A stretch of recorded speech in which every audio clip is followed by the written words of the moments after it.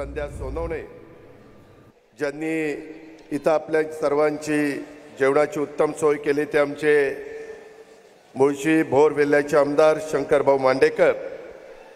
तसंच प्रदीप गारटकर, सुनील टिंगरे, सुभाष जगताप, योगेश बहल, महाराष्ट्रासह विविध भागातून राज्यातून आलेले पक्षाचे सर्व सन्माननीय पदाधिकारी, राज्याच्या विविध सेलचे सर्व प्रमुख, प्रदेशचे सर्व पदाधिकारी, सर्व जिल्हाध्यक्ष, कार्याध्यक्ष, महिला अध्यक्ष, युवक अध्यक्ष, युवती अध्यक्ष, माझे तळागाळातील पक्षावर प्रेम करणारे, आजच्या या वर्धापन दिनाच्या सोहळ्याच्या करता उपस्थित असणारे सर्व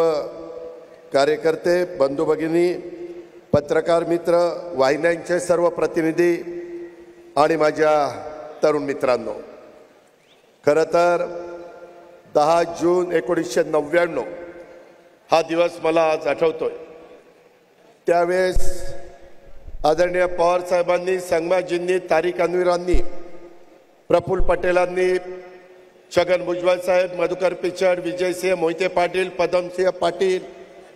हे अनेक मान्यवर, हे सगळे ज्येष्ठ नेते होते आणि यांनी सर्वांनी मिळून आपण त्यावेळेस सर्वांनी पाठिंबा दिला